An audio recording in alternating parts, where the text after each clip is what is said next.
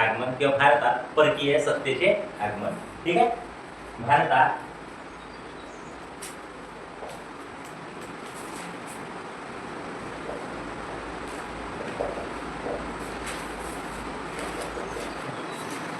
तर हा आपला चॅप्टर येणाऱ्या संयुक्त पूर्व परीक्षा तसेच एमपीएससी कमाई गट ब गट अ गट क व गट ड सर्व स्पर्धा परीक्षेसाठी अत्यंत महत्त्वाचे एका मार्गाने हा चॅप्टर करेल. ठीक आहे.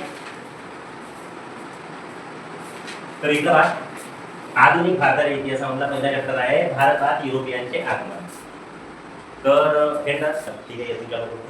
आधुनिक भारताचा इतिहास आजपासून आपण सुरू करत आहोत. ही आपली युट्यूबवरील महत्त्वाची इतिहासासंबंधी सिरीज असेल तर आजपासून आपण व्हिडिओ अपलोड करणं सुरू करत आहोत. दर दिवसाला एक व्हिडिओ असेल. तर पहिला व्हिडिओ आहे इतिहासासंबंधी भारतात युरोपियनचे आगमन.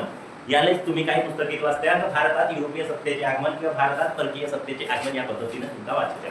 तर पहा भारतात युरोपियनचे आगमन या संबंधात काही महत्त्वाचे बेसिक कंटेंट या व्हिडिओत आपण घेणार आहोत. तर भारतात युरोपियनचे आगमन. तर भारतात युरोपियनचे आगमन कशा पद्धतीने झाले, आगमनासंबंधी अशी कोणती घटना घडली का त्यांनी भारताकडे किंवा पूर्वेकडे देशात यावा लागला. ठीक आहे. पहिला कंटेंट आहे आपण कोणत्या देशात राहतो. भारत. आपला देश कोणता आहे. भारत. ठीक आहे. भारत हा आपल्या आशिया खंडातला देश आहे. जगाच्या नकाशात आपला देश कोणत्या दिशेला येते. पूर्व बाजूला. ठीक आहे. आता भारत हा पूर्वेकडील देश आहे. युरोपीय हे पश्चिमेकडील देश आहे.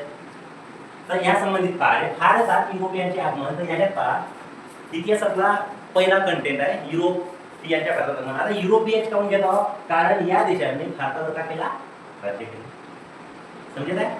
युरोपच्या जेवढे जे देश आहेत त्यांनी भारतावर किंवा पूर्वोत्तर देशावर का केला आहे राज्य केला आहे. तर पहिला कंटेंट आहे भारतात युरोपीय सत्तेचे आगमन. तर सुरुवात पहा भारतात युरोपीय सत्तेचे आगमन कोठपासून झाला, कोणत्या ठिकाणापासून झाला आणि कोणत्या वर्षापासून झाला. सर्वात आधी भारतात येणारा सर्वात बेसिक क्वेश्चन आहे भारतात येणारा पहिला युरोपीय व्यक्ती कोण होता. Vasco da gamma. शिकला आपण. वास्को द गामा हा सर्वात प्रथम भारतात आला. आणि त्या संबंधित दुसरा कंटेंट आहे तो कोणत्या राज्यात उतरला होता. तुम्हाला क्लासमध्ये सर्व शिकवलेला आहे. कोणत्या राज्यात आला होता. केरळ. केरळ राज्याच्या राजा कोण होता रे. केरळ मधील कोणत्या किनाऱ्यावर उतरला होता. कालिकत उतरला होता. या संबंधी सर्व बेसिक आपण या व्हिडिओत पाहू. तर पहा इतिहास भारतात युरोपियनचे आगमन. तर पहा पहिला वास्को द गामा भारतात का आला किंवा युरोपियनना भारतात येण्याची गरज का भासली असेल सांगा. का भासली पहा 1453 ला एक घटना घडली. 1453 ले ऑटोमन तुर्कानी या राजानं कॉन्स्टँटिनोपल म्हणजे आताच्या इस्तंबूल हा ठिकाण जिंकून घेतला. ठीक आहे. कोणता ठिकाण. इस्तंबूल हा ठिकाण जिंकून घेतला. ह्या ठिकाणातून आशिया खंडाकडे म्हणजे युरोपियातून आशिया खंडाकडे येणारा काय होता खुसकीचा मार्ग होता. इस्तंबूल हा ठिकाण जिंकला. पुन्हा ऑटोमन तुर्कानी. मग याने जिंकला तेव्हा 1453 ऑटोमन तुर्कानीनं कॉन्स्टँटिनोपल म्हणजे आताच्या इस्तंबूल हा ठिकाण जिंकून घेतला. यामुळे काय झाला या ठिकाणातून काय होतं रे आशिया खंडाकडे येणारा. आता पूर्व दिशा कोणती आहे काय आपला आशिया खंड. आशिया खंडाकडे येणारा काय इकडे समजा युरोपातून हा ठिकाण समजा आपण समजलं फक्त इस्तंबूल हा ठिकाण त्याने जिंकून घेतला. या ठिकाणातून हा आशिया खंडाकडे येणारा खुसकीचा मार्ग काय आला बंद पडला. तर मग तो युरोपियनना आशिया खंडाकडे येणारा खुसकीचा मार्ग बंद पडला. त्यामुळे त्यांना समुद्र मार्गाच्या शोध लावण्याची गरज भासू लागली. आता गरज काऊन भासू लागली समुद्र मार्गाची. असा का होता रे युरोप मध्ये सांगा का होता. कपडे त्याच्यात काय आला. सर्वात आधी औद्योगिक क्रांती झाली युरोपमध्ये. औद्योगिक क्रांती झाली काय आली औद्योगिक क्रांती झाली युरोपमध्ये. बरोबर आहे. युरोपमध्ये औद्योगिक क्रांती आली तर कोणत्या देशात झाली रे. देश कोणता होता. देश इंग्लंड. आता पहा इंग्लंडमध्ये औद्योगिक क्रांती आली. औद्योगिक क्रांती हे कोणत्या बाजारपेठासंबंधी होते. कापड उद्योगासंबंधी होते. कोणत्या कापड. म्हणजे औद्योगिक क्रांती झाली त्यामुळे काय झाला युरोपामध्ये काय कापड उत्पादन अति प्रमाणात वाढू लागला, बाजारपेठाची निर्मिती झाली. कारण कापड झाला का, बाकी काही उद्योगांची उदयास आले नवीन. मग त्याच्याजवळ बाजारपेठ निर्माण झाली का उद्योग केंद्र निर्माण झाले? काय आला? उद्योग केंद्र निर्माण झाली. त्याने गरज भासू लागली कशाची? बाजारपेठाची. बरोबर आहे. आता बाजारपेठाची गरज भासू लागली. त्याच काळात 1453 इस्तंबूल अधिकार ऑटोमन तुर्कांनी जिंकून घेतला. बरोबर आहे. ऑटोमन तुर्कांनी 1453 हा मध्ये इस्तंबूल म्हणजे कॉन्स्टँटिनोपल हा ठिकाण जिंकून घेतल्यामुळं युरोपातील जे बाजारपेठा आपल्या आशिया खंडात होत्या, युरोप हा होता व्यापारी होता आणि घाट कुठे होते? आशिया खंडात. आशिया खंडाकडे येणारा खुसकीचा मार्ग बंद झाला, त्यामुळे त्याला समुद्र मार्गाच्या शोध लावण्याची गरज भासू लागली. काय एवढा कंटेंट क्लिअर झाला? म्हणजे ते भारताकडेच का आले? आम्ही कसं पडत होतं भारताकडेच का आले? तर भारत 1757 इसवी सन 1757च्या आधी भारताला सोन्याची चिडिया बनवत होते. म्हणजे जे युरोपियन किंवा जे बाह्य देशातले विदेशी लोक जे प्रवासासाठी किंवा फिरण्यासाठी येत होते, त्यांच्यासाठी भारत हा होता आकर्षणाचा केंद्र होता.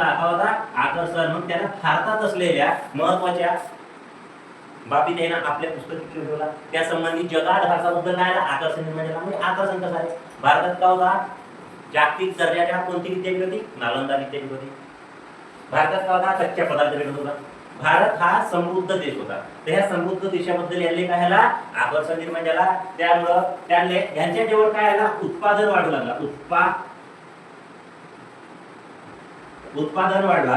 तर हा उत्पादन विकण्यासाठी आले बाजारपेठाची गरज भासू लागली. ते बाजारपेठ म्हणजे सगळ्यात मोठी बाजारपेठ म्हणजे काय होती? भारत होती. समजला? हा व्हिडिओ कंबाईन राज्यसेवेच्या दृष्टिकोनातून आहे.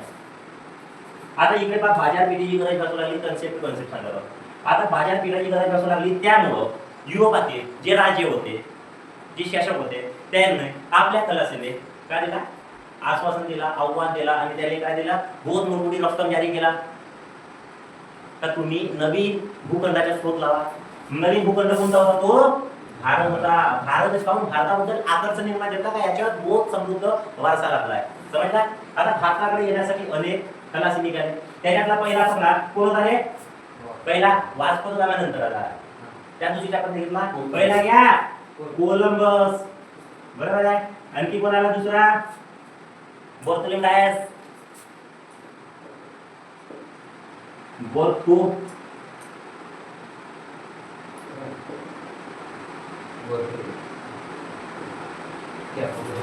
बरोबर आहे. तिसरा अमेरिको वेस्पुसी. मग नंतर घ्या वास्को द गामा. आता कोलंबस हा भारतासाठी निघाला होता. याच्या आधी कोण निघाला? बार्थोलोमेव डायस निघाला. बार्थोलोमेव डायस निघाला तर बार्थोलोमेव डायस हा भारताच्या शोधासाठी निघाला, पण तो दक्षिण आफ्रिकेच्या शेवटच्या टोकावर येऊन थांबला. दक्षिण आफ्रिकेच्या शेवटच्या टोकावर थांबला. दक्षिण आफ्रिकेच्या शेवटच्या टोकावर. तर या टोकाले नाव कोणता देण्यात आला? आशेच्या भूशिखर म्हणजे cape of the good hope. कोणता नाव? Cape of the good hope, आशेच्या भूशिखर. तर याच मार्गाने पुढं कोलंबस याच मार्गाने भारताच्या शोधासाठी निघाला. फक्त फरक काय झाला? केप ऑफ द गुड होपला वळसा मारून म्हणजे फिरून पूर्वेकडे न येता तो कोणाकडे गेला? पश्चिमेकडे गेला. कुठे गेला? त्याने एक नवीन भूखंड सापडला. त्याने त्याचं नाव लावलं मी भारताच्या शोधालो. काय? हा भ्रमात होता का मी भारताच्या शोधालो. समजत आहे? पण दोन नवीन भूखंड होता. याच मार्गाने पुढे ज्या मार्गाने कोलंबस गेला त्याच ठिकाणी अमेरिको वेस्पुसी पोहोचला. तर अमेरिको वेस्पुसीला हा समजला की आपण जो भारताबद्दल पुस्तकी संशोधनात वाचला होतो हा ठिकाण नसून एक नवीन भूप्रदेश आहे. या नवीन भूप्रदेशाला कोलंबसने लावलेल्या या भूप्रदेशाला अमेरिको वेस्पुसीच्या नावावरून अमेरिका हा नाव देण्यात आला. समजला? मग याच्यातून तुम्हाला काय समजते? अमेरिका खंडाचा शोध कोणाला लावला? कोलंबस. कोणाला लावला? कोलंबस. आणि अमेरिका खंडाला कोणाच्या नावावरून नाव देण्यात आला? अमेरिको वेस्पुसी. आता पहा पुढे याच मार्गाने केप ऑफ द गुड होपला वळसा मारून हे कोणत्या बाजूला गेले होते? पश्चिमेकडे गेले. म्हणजे काय? हे पश्चिमेकडे गेले. हे केप ऑफ द गुड होपला वळसा मारून वास्को द गामा 20 वर्ष तारीख सोडा वर्ष म्हणतो ना 1498 ला Vasco da Gama cape of the good होपला वळसा मारून पूर्वेकडे आला आणि पूर्वेकडे येऊन पश्चिम किनारपट्टीवरील केरळ राज्यातील कालिकत या बंदरावर येऊन तो पोहोचला. राजा कोणता होता? झामोरीन. झामोरीन राजाने त्याच्या भरघोस स्वागत केला. आपली प्रथा कोणती आहे? अतिथी देवो भव. त्या पद्धतीने याला स्वागत करण्यात आला. याला बहुत उत्साह झाला, बहुत आनंद आला. मग त्याला काय वाटला? बहुत यानं जो वाचला होता भारताबद्दल त्याने तो संपूर्ण भेटला. यानं भारताबद्दल तारीख होती 20 मे 1498. कोणत्या ठिकाणावर पोहोचला होता? कालिकत. राज्य केरळ. राजा झामोरीन. पेपरले येणार आहे. ठीक आहे. मग भारताचा शोध कोण लावला रे? Vasco da Gama. समजला? क्लिअर झाला? आता पण एवढा समजला. आता पहा पुढं. मग वास्को द गामा हा कोणत्या देशाचा होता? तलाशी पोर्तुगीज. आता इकडे हा कन्सेप्ट समजून घेतला. आता सांगतो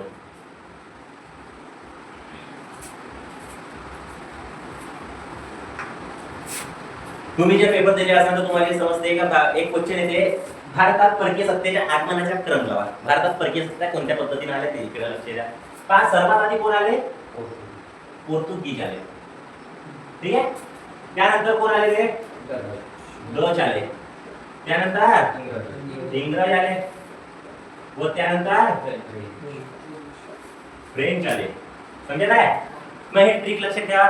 भारतात परकीय सत्तेच्या आगमन ट्रिक लक्षात ठेवा. पोर्तुगीजच्या पी, डचच्या डी, इंग्रजच्या ई व फ्रेंचच्या एफ.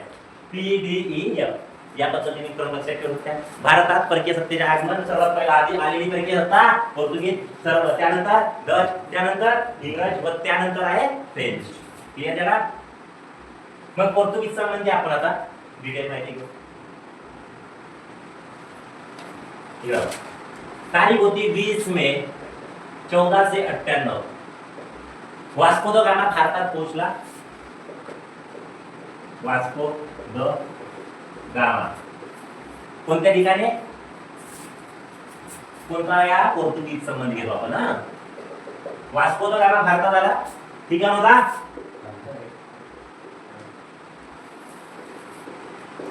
कालिकत बंदर, पश्चिम किनारपट्टी. राज्य कोणता होता? केरळ. या वेळेच्या राजावर विचारले होते. राजा होता झामोरीन. मग झामोरीन राजाने त्याच्या भव्य स्वागत केला. त्याने दाग दागिने देऊन त्याने परत रवाना करण्यात आला. मग पुन्हा 1502 ले कोणाला? वास्को द गामा भारतात परत आला. परत म्हणजे वापस पुन्हा. क्लिअर झाला? 1502 ले वास्को द गामा भारतात पुन्हा आला. आता इकडे पहा.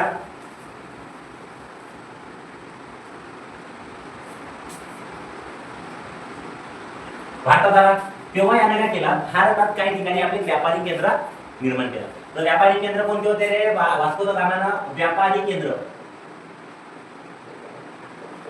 तयार केला. तर ते व्यापारी केंद्र कोणते होते? पहा. पहिला व्यापारी केंद्र होता कोचीन, कन्नौर, कालिकत. कोणत्या ठिकाणी? कोचीन, कन्नौर व कालिकत या ठिकाणी व्यापारी केंद्र निर्माण केले. त्यानंतर पहा 1505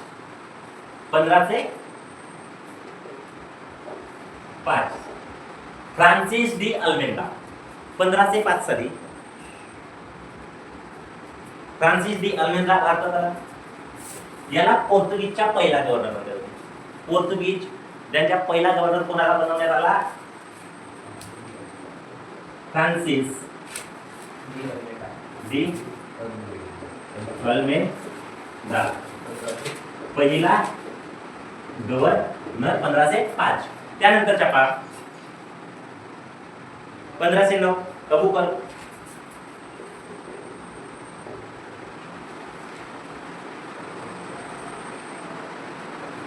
हा काय होता? दुसरा गव्हर्नर कोणता? पोर्तुगीजांच्या का होता? दुसरा गव्हर्नर होता. त्यानंतर त्या आणखी पण कंटेंट पहा आहे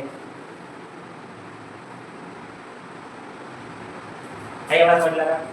1509 ला दुसरा गव्हर्नर आला अबुकर, पण याने का केला? आदिलशहाकडनं 1510 मध्ये गोवा हा जिंकून घेतला. पुन्हा अबुकर पुन्हा 1510 ला गोवा जिंकला. एवढा क्लिअर झाला? लिहून घ्या.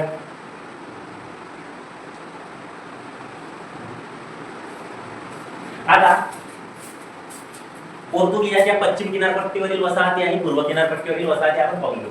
पहा, पश्चिम किनारपट्टी वसाहत, तर पश्चिम किनारपट्टीवरील वसाहत कोणती कोणती? कोचीन, गोवा, दमण, दीव, साष्टी. कोची, गोवा, दमण, दीव, साष्टी. पूर्व किनारपट्टीवरील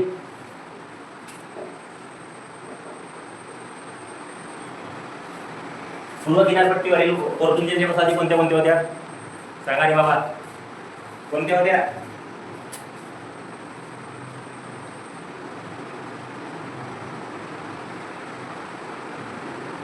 हुगळी व चितगाव.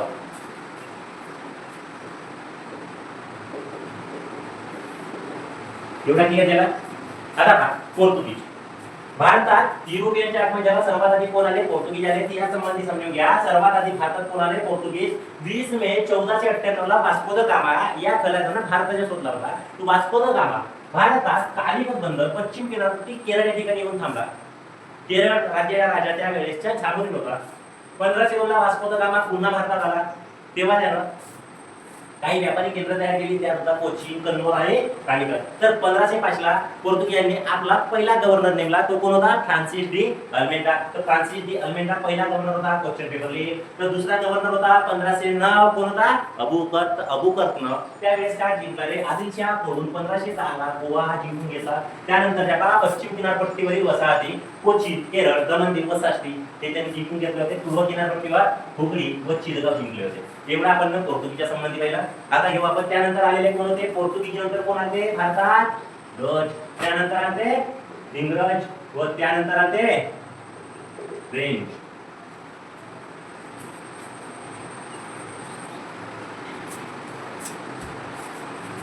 काय एवढा समजला? सांगू.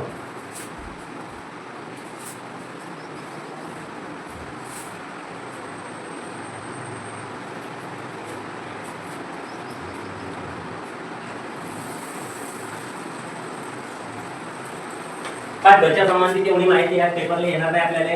डच. तर डचच्या संबंधी सर्वात आधी लक्षात घ्या, डच ईस्ट इंडिया कंपनीची स्थापना कधी झाली? लिहून घेऊ का तुझी? डच ईस्ट इंडिया कंपनी स्थापना कधीची होती? 1602. बरोबर आहे. डच्या संबंधी आला क्वेश्चन तर हा शेर किंवा आणखी एक येऊ शकते. तो डचांची पहिली वसाहत म्हणजे याचा पहिली वसाहत होता डच. पहिली वखार होता मछलीपट्टणम.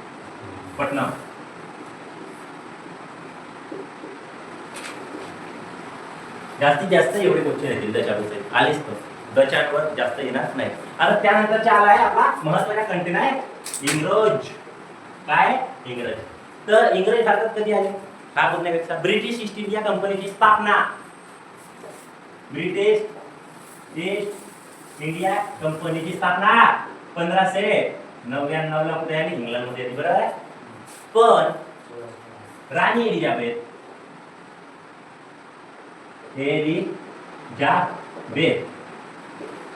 त्यांनी 31 डिसेंबर 1600 मध्ये पूर्वेकडील व्यापार संबंधी समज दिली. किती वर्षाची? 15 वर्षाची. ब्रिटिश ईस्ट इंडिया कंपनीला राणी एलिझाबेथनं 31 डिसेंबर 1600 साली 15 वर्षाची सनद दिली. किती?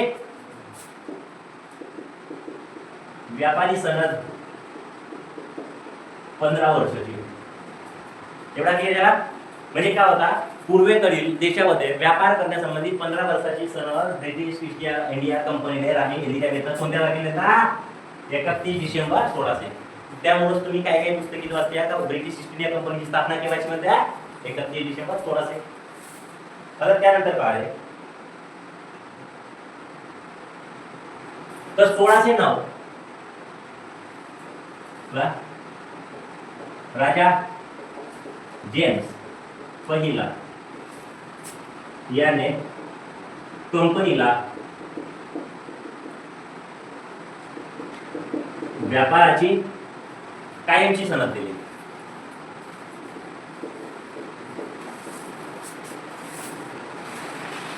सनद दिली. बरोबर आहे.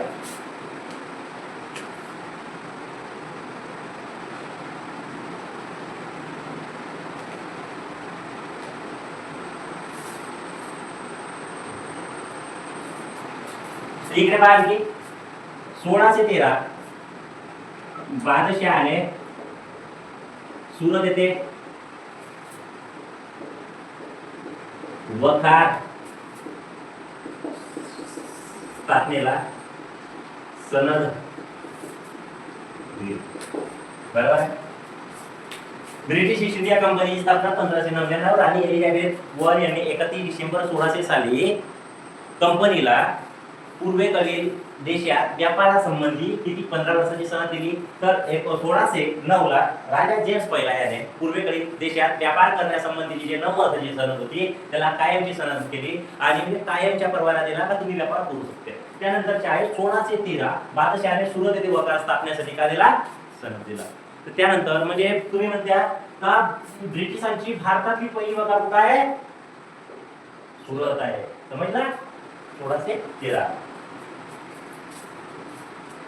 क्लियर झाला.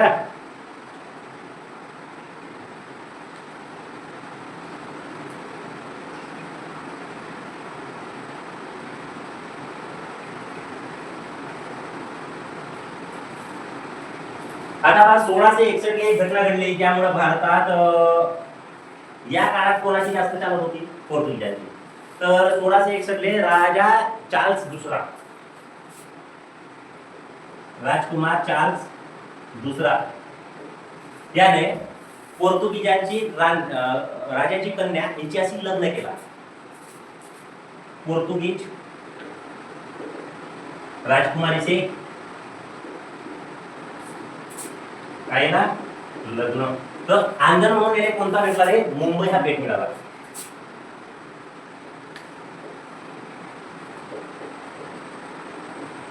कोणता भेट मिळाला? आंदोलन म्हणून मुंबई हा भेट मिळाला. तर याच कारणानं भारताच्या राजकारणात ब्रिटिशांच्या काळाला हस्तक्षेप वाढू लागला. म्हणजे प्रभाव कोणाचा वाढला? इंग्रजांच्या. आतापर्यंत प्रभाव कोणाचा होता? पोर्तुगीजांच्या. तर पोर्तुगीजांचा जो असलेला प्रभाव कायमच्या कमी करण्यात आला या एका निर्णयावरून. आता इकडे पहा, त्यानंतर मुंबई हा बेट भारताच्या सर्वात जास्त व्यापार करणारा बेट होता. तो व्यापार करणारा बेट याच्याकडून व्यापारच्या लोकांना कोणाच्या ताब्यात गेला? ब्रिटिशांच्या ताब्यात गेला. त्यामुळे भारतात आता युरोपियनचा जो आगमन झाला होता सर्वात प्रभावी युरोपीय कोण ठरले? इंग्रज ठरले. आणि पुढे यांनी भारतावर किती वर्ष राज्य केले? जवळजवळ 200 ते 250 वर्ष राज्य केलं. आता त्यानंतर पाहू आपण फ्रेंच. एवढा क्लिअर झाला? समजला का रे?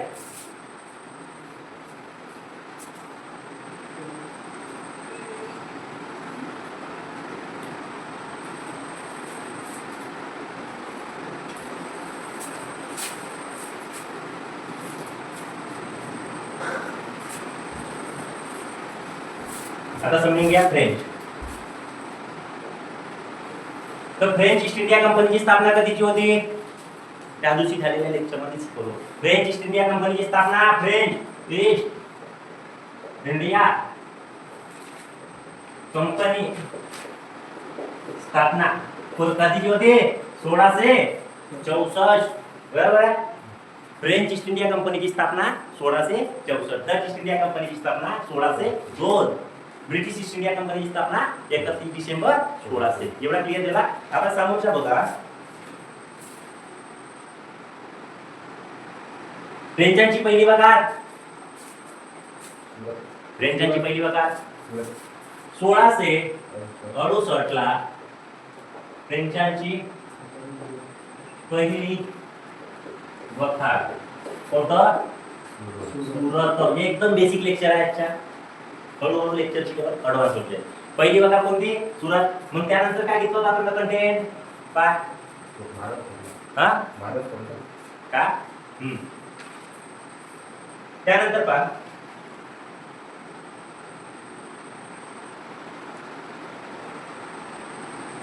1690 चंद्रनगर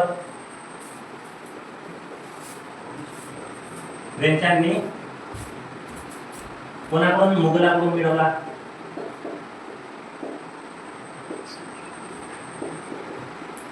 बरोबर आहे. आता 1772 ला फ्रेंचांच्या पहिला गव्हर्नर किंवा 1772 नाही सॉरी 42 1742 ला फ्रेंचांच्या पहिला गव्हर्नर कोण कोण कोण सांगा ना रे? डुप्ले याची निवड. आता एक लक्षात घ्या, काय एवढा आपण क्लिअर केला. ठीक आहे. आता एक लक्षात घ्या, फ्रेंचांचा गव्हर्नर डुप्ले, पोर्तुगीजांचा गव्हर्नर कोण होता? पोर्तुगीज. पहिला गव्हर्नर कोण होता? अल्मेंडा. बरोबर आहे. फ्रेंचांचा कोण होता? हे सर्व आपण उद्याच्या लेक्चर मध्ये घेऊन आहोत किंवा पुढील लेक्चर मध्ये होती. पहिला पोर्तुगीज, पोर्तुगीजांचा पहिला अल्मेंडा, फ्रेंचांचा पहिला गव्हर्नर होता डुप्ले आणि इंग्रजांचा पहिला गव्हर्नर कोण? Robert Clive. कोण?